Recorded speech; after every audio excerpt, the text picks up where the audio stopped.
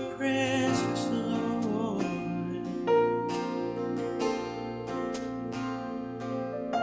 We have one desire, is to be with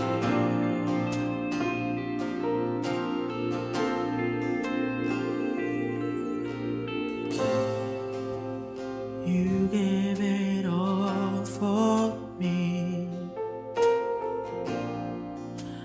My soul desire, my everything. All I am is devoted to you.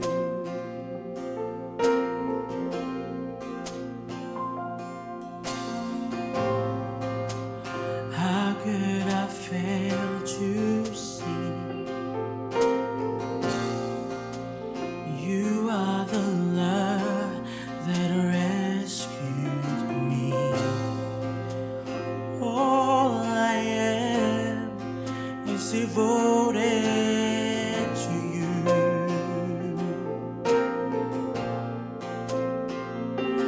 And oh, how could I not be moved, Lord, here with you? So have your way in me. Lord, there is just one thing that I will see.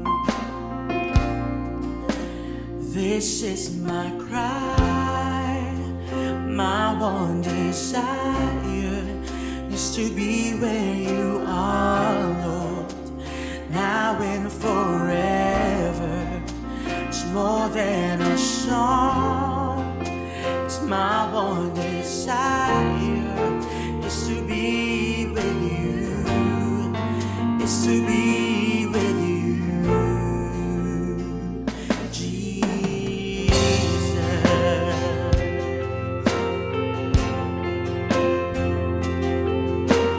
Oh God,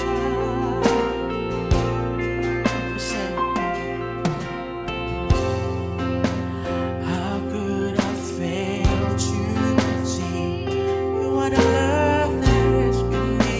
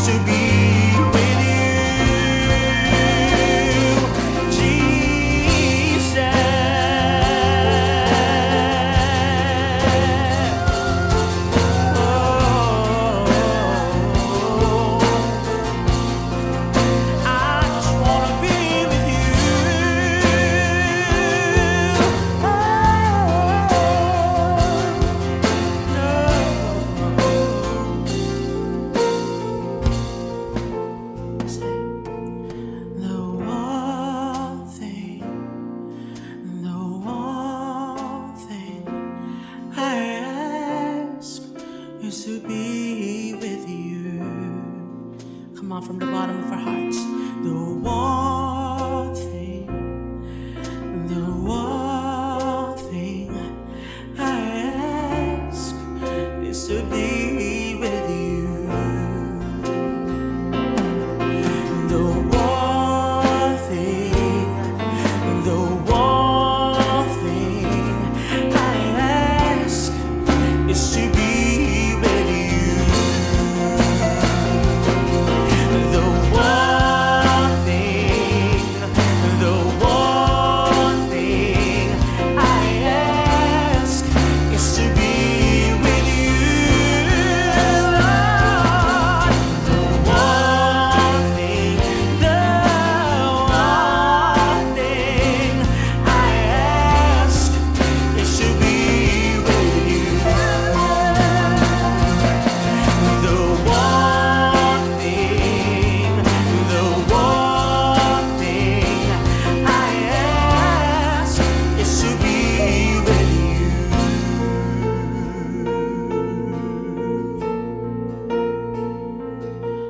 Be with you. Hallelujah! Magandang umaga sa bawat isa sa atin. At ito naman uli ang inyong kapatid, Bishop Rene Alog po, para sa ating daily devotionals. It's Thursday. At itong araw na ito ay punong-puno ng mga espiritual na pagkain ng ating kaluluwa.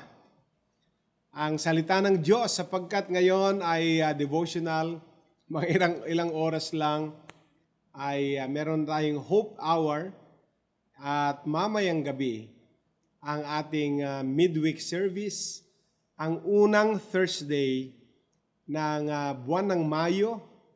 At subaybayan po ninyo, napakaganda po ang mensahe na aking nais ibahagi mamayang gabi. Basta po ang inyong buong magdamag, kayo po ba ay nakakapagpahinga ng husto, physically? Kayo ba ay nakakapagpahinga sa inyong mga alalahanin? Sapagkat lumalalim ang ang tama nitong ECQ and lockdown. Nakareceive na po ba kayo ng amelioration? Basta po, or hanggang ngayon ay naghihintay kayo ng pagkatok ng inyong barangay para dalhin at ibigay ang inyong ayuda na nagmumula sa gobyerno.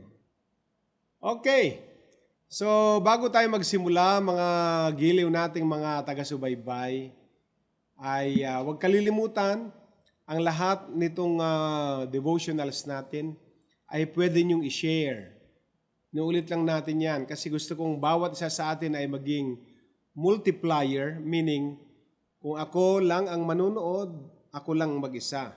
Pero kung ako ay gagamitin ko ang aking Facebook para i-share ang lahat ng natututunan, naririnig ko sa lahat ng aking FB friends.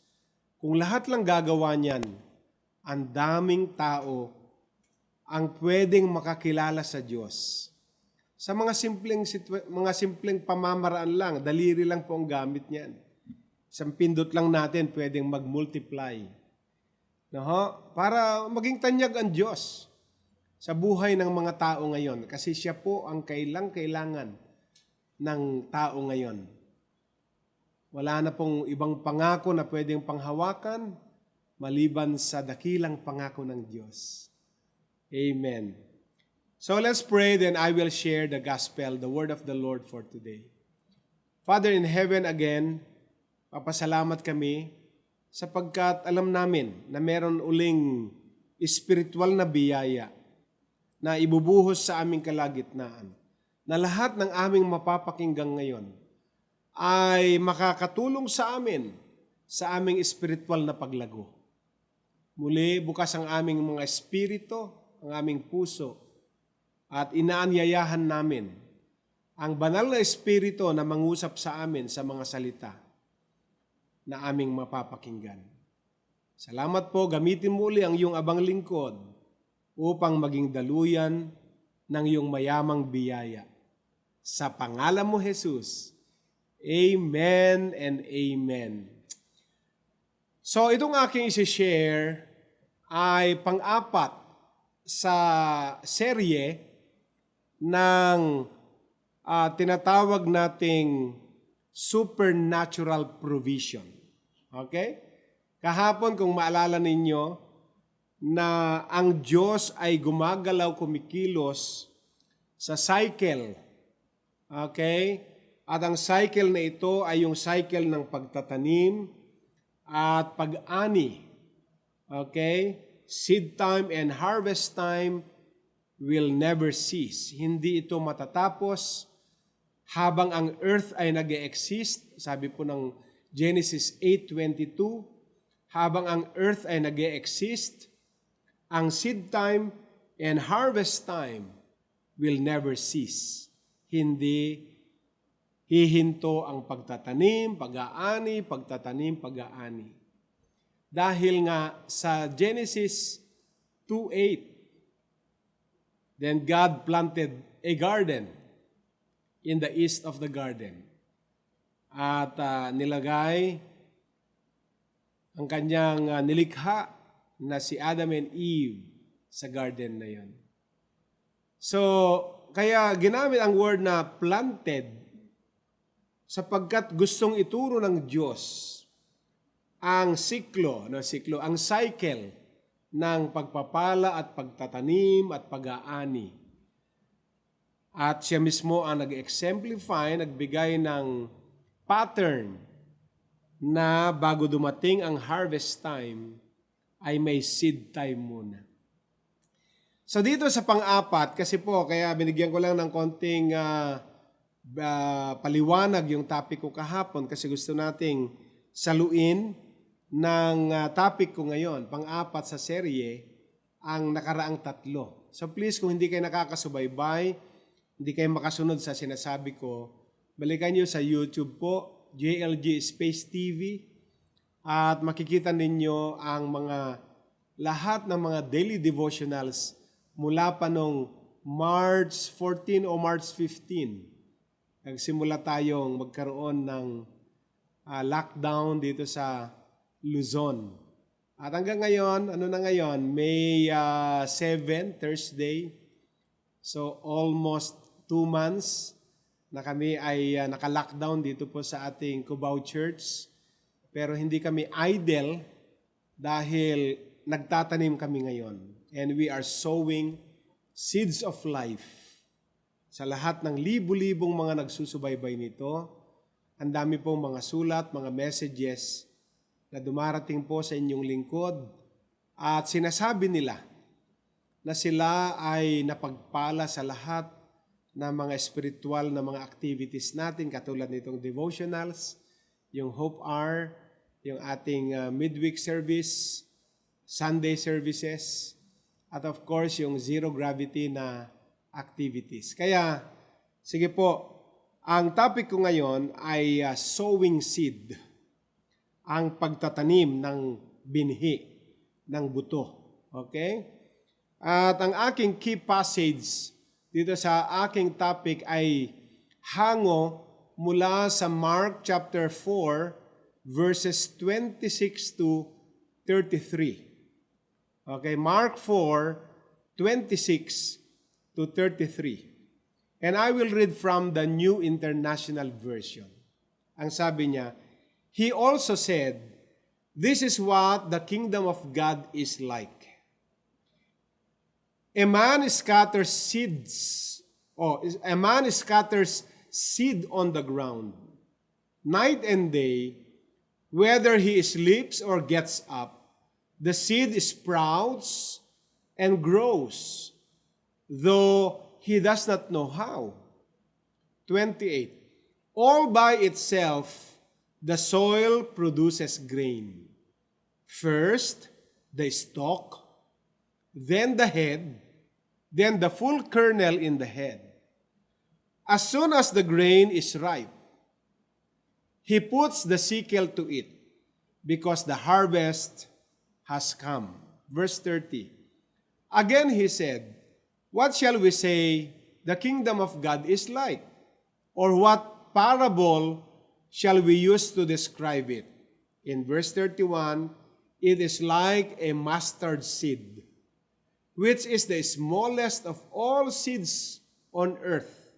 Yet when planted, it grows and becomes the largest of all garden plants, with such big branches that the birds can perch in its shade. Last verse 33, with many similar parables, Jesus spoke the word to them, the disciples, as much as they could understand. So ipinakita uli rito ang halimbawa, mga minamahal ko, ng anumang ani, anumang harvest na dumarating sa buhay ng tao ay laging nakabase sa kanyang pagtatanim. At ginamit niyang example ang parable of the mustard seed, yung buto ng mustasa na isa sa pinakamaliit na buto sa buong mundo. The smallest seeds on earth, ang mustard seed, ang buto ng mustasa. Pero pag itinanim mo ito, at ito ay nabuhay, ay magiging pinakamalaking halaman o tanim sa isang garden na may mga branches, may mga leaves na pwedeng ang mga ibon ay manirahan or sumilong. Yan po ang sinabi ng example ng Panginoon. With similar parables, Jesus spoke the word spoke the word to them as much as they could understand. So during the few days, we will meditate on the principles of sowing and reaping. Still, ito pong sowing and reaping ay nasa main title ng supernatural provision. At doon sa umbrella title, yun sa supernatural provision, ay merong mga sanga-sanga na mga topics at kasama na nga ang isa sa mga topics ay sowing and reaping. Okay? Kaya talagang bantayan natin, ang tabayanan natin, sundan natin ang pagtuturo nitong series ng supernatural provisions dahil dito natin matututunan ang mga principles kung bakit ang nais ng Diyos na ang tao ay umunlad, umasenso, yumaman at makaranas ng pagpapala dahil sumusunod sila sa mga principles of the Bibles na ang Panginoong Hesus mismo ang nagturo sa atin. Kasama na nga itong huling kwentong binasa natin. Una, mga minamahal ko, each seed is capable of reproduction. Ang bawat buto, ang bawat binhi ay may kakayanang mag-reproduce. Okay?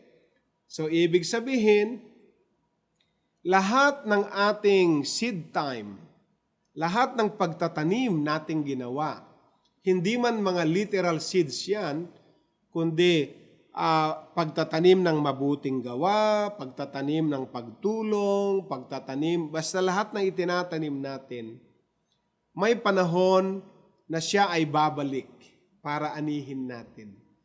Hindi man agad-agad, kasi may mga pananim naman na hindi naman din agad na nagbibigay ng bunga.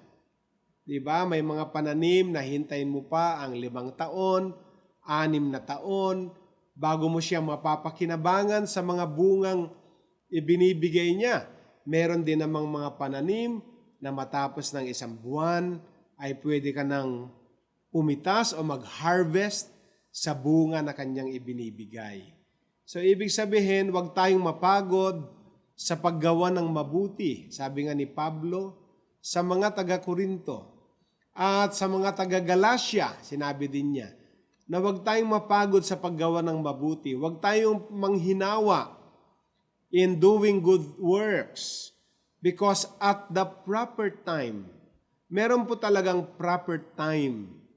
And I pray na lahat ng mga mabubuting binhi na ating itinanim ay dumating na ang panahon ng pag-aani. Okay? Because at the proper time, you will reap the harvest if you will not give up. Aanihin mo ang resulta ng iyong pagtatanim kung hindi ka magsasawang gawin ito. Ibig sabihin, sige lang sa pagtatanim. Ihulog mo lang na ihulog yung binhi. Okay? Hindi man sabay-sabay ang paglaki niyan at pamumunga para mapakinabangan, pero at least meron kang aasahan sa mga susunod na panahon ay may darating sa iyong gantimpala sa iyong pagtatanim. Ang bawat binhi ay may kakayanang mag-reproduce. Meron siyang kakayanang magbigay ng resulta. Okay? And in the natural world, ang bawat binhi ay sabi nga natin meron kakayanang mag-reproduce and they reproduce their own kind. Ang kanilang nagiging bunga ay katulad din kung anong klaseng binhi sila. Okay? So, and God said in Genesis 1:11, okay, mabilis na maalala yan, 1:11 lang, Genesis 1:11, ang sabi ng Diyos, let the earth bring forth grass, the herb yielding seed, and the tree yielding fruit, after his kind, whose seed is in itself upon the earth. And it was so. And it was so. Genesis 1:11. Sabi niya, and every fruit yield fruit after his kind. Sabihin, at ang bawat prutas na itinanim ay mamumunga ng parehong klase ng prutas na itanim. Okay? Ibig sabihin, ang santol din ang bunga. Ang mangga din ang bunga. Di po ba? Ang rambutan din ang bunga. So, yan po ay biblical. Genesis 1:11. At si Lord ang nagpanukala, kita ho ninyo kung napaka-chaotic naman, kung nagtanim ka ng mangga, at hindi mo alam sa season na ito kung anong magiging bunga niya. Baka bayabas, mabibigla ka naman. So talagang si Lord ay nag-set siya ng example nating sinusundan. Okay? Ang principle, basta tanim lang ng tanim, meron tayong aanihin pagdating ng araw. Okay? At ang ani natin ay pareho ng klase sa binhi nating itinatanim. Liwanag po ba yon? Dahil yan po ay nakalagay sa Genesis 1:11. So, just as its plant in the natural world is capable of reproduction, its financial that you sow has the ability to reproduce. Okay? Kung sa natural world, ang anumang seed na tinanim natin ay capable to reproduce its own kind. Ang bawat financial naman na ating itinatanim ay may ability to reproduce. Okay? So, hindi nasasayang ang lahat ng ating pagbibigay. Sapagkat maaring hindi mo ngayon nararanasan ang tugon, ang balik ng ating pagiging tapat sa pagkakaloob. Pero hindi nakalimutan yan ng Diyos dahil darating ang araw ay may darating na kapareho ng ating binhing itinanim. Okay, at siyempre pag binhi, alam mo, isang buto lang ng mangga yan, hindi pwede mamunga ng isang mangga lang yan. Ang tawag doon, tabla lang, break even. Wala kang kita kasi kung anong tinanim mo, yun lang dumating din sa iyo. Alam naman natin lahat yan, di na kailangan i-memorize yan. Ano po? Pag nagtanim ka na isang buto ng mangga, lahat ng season, hanggat nakatayo yung mangga na yan, basta panahon ng mangga, ay bibigyan ka ng mangga. O, di ba? Hindi lang minsan, hindi lang isang season. kundi all seasons na yung mangga ay nakatayo pa. So, ganun po yan mga kapatid. Huwag niyo isipin na pag nagkaloob tayo sa ating mga handog at mga ikapu, ay nabawas lang sa atin. Hindi po. Tignan natin na yun ay pagtatanim. Na sa balang araw, babalik ito sa kanyang sarili ay parehong forma. Okay? Kung financial yan, marami pa namang blessings na pwedeng dumating, pero for sure, ipaparanas sa atin ng Diyos ang financial harvest natin. At ito po ang ating pinag-uusapan ngayon, sowing seed. Ang pagtatanim ng binhi, ang pagtatanim ng buto. So you have tremendous potential to reproduce when you invest it in God's kingdom. Yun po ay isang general rule na hindi pwedeng pasubalian ng iba pang principle or principles na meron tayong tremendous potential na mag-reproduce ang lahat ng ininvest natin sa kaharian ng Diyos. Okay? So, hindi nasasayang. Hindi nasasayang ang lahat ng ating mga pagkakaloob. Kaya manatili tayong tapat, mga kaibigan, mga minamahal. Alam niyo ho, iba po ang economy ng langit eh.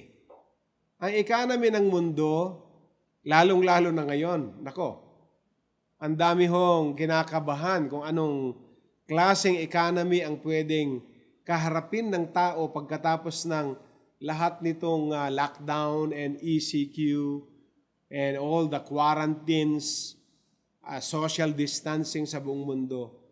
Maraming hindi makapagbigay, walang gobyerno na pwede mag-assure sa kanilang mga constituents, sa kanilang population na life will be automatically normal after all these lockdowns. Wala pong ganun. So mataas ang level ng apprehension, ng pressure, ang daming bayarin, na hindi lang sila naniningil ngayon, pero hindi rin sinabi ng mga kailangan bayaran na, hindi na kami naniningil dahil may COVID-19, kaya waive na lahat. Wala pong ganun tayo natatanggap. Ang sinasabi ho ng mga utility companies ay wala munang singilan, pero hindi na sinasabing wala nang singilan. Okay? Kaya nga dumating yung bill kasi 2 months na hindi tayo nakakabayad ng electricity natin. Hindi dahil wala tayong pambayad o ayaw nating magbayad, dahil walang collection, walang nangongolekta, walang bukas na bayad center. Kaya nung nakita ko kanina, 27,000 sa 2 months. Kami lang po ang tao dito noon. 27,000 ang bill ng kuryente for 2 months. So, 13,500 a month ang aming average kasi 2 months na. At ang nakalagay doon ay payment due on May 28. So, meron ng due date. No? Meron na kaagad araw kung kailan dapat bayaran yung 27,000. Pero never na nakalagay doon sa bill na waive na ng utility company ang 27,000 kasi nakikiisa sila sa panahon ng COVID. Wala pong ganun. Na gusto nilang tumulong sa madlang people sa panahon ng COVID. Wala ding ganun. So, mataas ang level ng pressure kasi magbabayad pa rin tayo ng mga rentals sa mga inuupahan natin. Magbabayad pa rin tayo ng ilaw, tubig, telepono natin, ang internet natin ay may sisingil sa atin. Yung ating nirerentahan na mga bahay o mga church venues, meron pa din. So because of that, talagang mataas ang pag-aalala. Kasi after this, meron na talagang collecting officer. Nakakatok na sa mga pinto. Ang problema, magbabawi pa lang tayo sa 2 months na wala tayong income, walang pumasok, tapos biglang meron ng kakatok after the lockdown. Mga kaibigan, kapag tayo po ay Kristiyano, ito namang panahon na katulad nito, dito tayo lamang. Ayan, ang maganda naman sa atin. Dito tayo makakalamang. Kasi marami na tayong naitanim na sa panahon ng kawalan, sa panahon na mataas ang level ng pag-aalala, meron naman tayong inaasahang darating.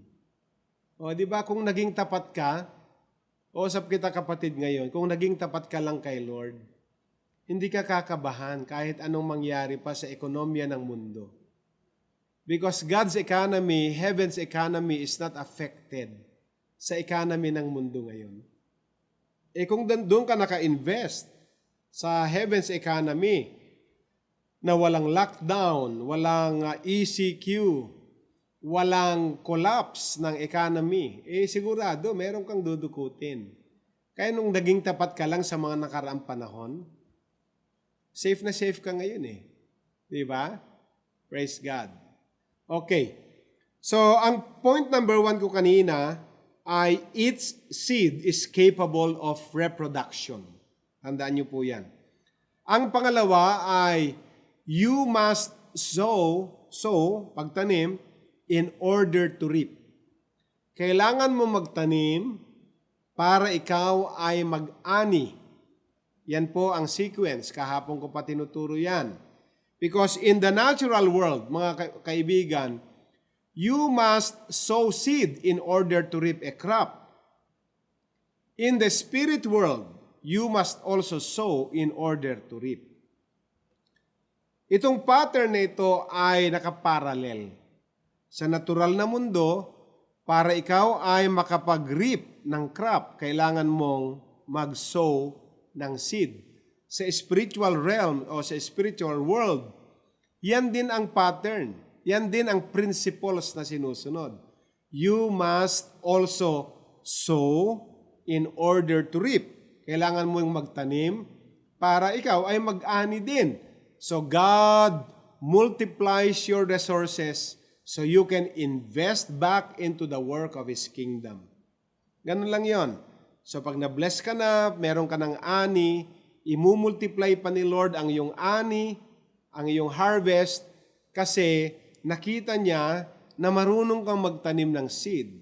So imumultiply niya ang iyong resources upang ikaw ay makapagbalik, makapag-invest sa gawain ng Panginoon. Lahat naman ng simbahan ay nag-ooperate ngayon at mga nakaraang panahon dahil sa ambag, dahil sa tulong, dahil sa pagtatanim ng mga tapat na miyembro. Kasi pamilya po ang simbahan, hindi po ito organisasyon, hindi ito isang samahan lang, barkadahan lang, hindi po. Ang simbahan ay isang pamilya. Ang katawan ng Panginoon ay isang pamilya. At ang bawat miyembro ng pamilya ay meron siyang bahagi. Nagko-contribute siya sa paglago ng kanyang pamilya. And all truth is parallel. Ang ating investment, ang mga resources na minumultiply ni Lord sa buhay natin, ay invest natin pabalik sa gawain ng Panginoon na marami pang tao ang magpapasalamat sa Diyos kasi may mga katulad natin na marunong mag-invest, mga pital sa kanyang mga biyaya. So, God does not multiply your finances so you can accumulate great fortunes. Hindi ho yun ang principle. Okay? Tandaan niyo ho, kapag nag-harvest po ang isang farmer, kina-classify niya ang kanyang seed. Ang isang bahagi ay seeds intended for eating at ang isang bahagi ay seeds intended for sowing. Kapag yung farmer, kinain pa niya yung seeds na intended for sowing, wala na siyang i-expect na harvest. Kaya huwag nating pakikialaman na magtanong man kayo ng mga farmers, yung mga nagtatanim dyan, hindi talaga nila gagalawin. At alam niyo ba ang intended for sowing na seeds? Yan ay first class. Yan ay magagandang klase. Diba? At yung hindi magandang klase, pag classify na sila, yun yung intended for eating. Kaya pag nag-i-increase si Lord ng blessing sa atin, hindi tayo mag-i-increase ng spending, kundi mag-i-increase tayo ng giving. Okay? So instead of increasing the area of spending, let us learn to increase the area of giving, parang investing back for the kingdom of God. At alam niyo, ang giving hindi lang pang mayaman yan, ha? Wala sa sukat yan. Nag-giver ka kasi by the thousands ka kung magbigay. Hindi po yon. Sinusukat dyan, gaano ka ka-faithful sa lahat ng increases, sa lahat ng blessings na tinatanggap mo. So, iminumultiply ang ating finances hindi para tayo ay mag-accumulate ng matinding kayamanan. Tandaan ho natin, wala ho tayong madadalang kayamanan pag alis natin sa lupang ito. Okay? Lahat ay iiwan natin. Kung may maiwanan na tayong mga mahal sa buhay, sila ang makikinabang. Pero kung wala, ay wala na makikinabang. So, habang buhay tayo at bine-bless tayo ni Lord, let us learn to invest back our finances back into the kingdom of God. Anong pangatlong punto? The seed must die. Yung binhi ay kailangan mamatay. Wala pong fresh na buto ng mangga pag tinanim mo, tutubo agad kinabukasan. Hindi po. Pag tinignan mo ang buto bago po siya talagang tumubo, paarang wala na siyang kwenta. Alam niyo ang buto ng mangga bago siya magsimulang mag-sprout, maglabas ng buhay, itim na yan at matigas na matigas. Pag yan ay, pero may buhay sa loob. At ikakrak niya yung shell na yon para lumabas ang buhay. Ganun po yon. A seed look dead, and there are no green leaves, no tender shoot or branches kapag tinignan mo yung seed na yan. In order for a seed to grow, it must be buried. Itanim mo. Hindi pwedeng tutubo na hawak mo lang. Walang binhi na hinahawakan mo lang ay tutubo siyang kusa.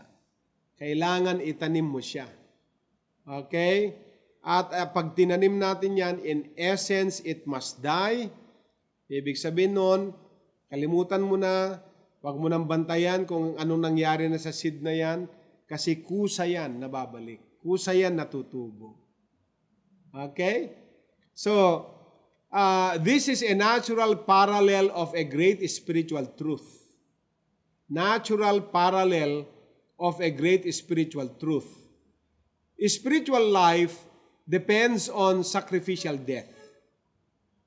Ang paglago ay nakadepende din sa willingness nating magkaroon ng death to our life. Kumbaga, the death of our desires and lahat ng bagay na nasa buhay natin. Kaya ang sabi ng 1 Corinthians 15:36 in the Amplified Bible, 1 Corinthians 15:36 ang sabi doon, every time you plant, you sow something that does not come to the germinating, the springing up, and the growing unless it dies first.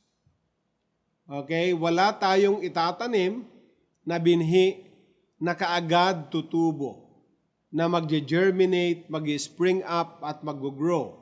Dapat yung binhi na yan ay it must die first. Okay? Kaya pag binigay mo na, nirelease mo na, nilagay mo na sa kamay ng Diyos yan, hayaan mo na kung anong mangyayari. Basta ang for sure, babalik yan dahil pangako ng Diyos, ibe-bless niya ang lahat ng investment natin sa kingdom of God. So in order to bring forth life, it was necessary for Jesus to die on the cross. Okay, ginamit din kasi example sa 1 Corinthians 15, doon sa example ng ating Panginoon. His ministry seemed in vain because it ended in death, but it was His working time. Kasi kung titignan mo yung 3.5 years niya ministry, parang walang pinatunguhan, walang narating sapagkat ang ending ng istorya ay namatay siya. Pero yung kanyang kamatayan ang naging dahilan para mag-harvest ang kalangitan ng napakaraming kaluluwa. At kasama ako, kasama po kayo. And what an abundant harvest resulted from just one kernel, just one seed, of that which fell into the ground. So, through His death, millions have found life. Mula sa kamatayan ng iisa, ay nag-ani siya ng bilyong mga tao na nagkaroon na ng buhay na walang hanggan. Amen? So unless a grain of wheat falls to the ground and dies, it will not bear fruit. So talagang, meron talagang sakripisyo pag nagbibigay. Hindi po madali. Kasi may sakripisyo Kaya nga yung 3% na hinihingi ng PhilHealth kung hindi pa nasuspende yan o hindi na-cancel yung implementation, mabigat na yon.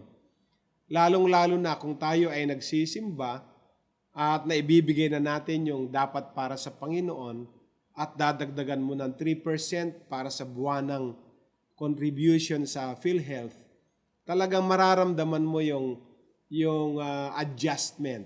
May pressure ng konti. Pero dahil hindi na itutuloy yung implementation nun, and still hindi pa rin madali ang pagsunod sa giving and giving of our tithes and offering. Pero alam natin na hindi man natin ito nakikita agad ang balik. At least ito ay investment sa ating mga future. Amen? Praise God. So yan po ang topic natin ngayon.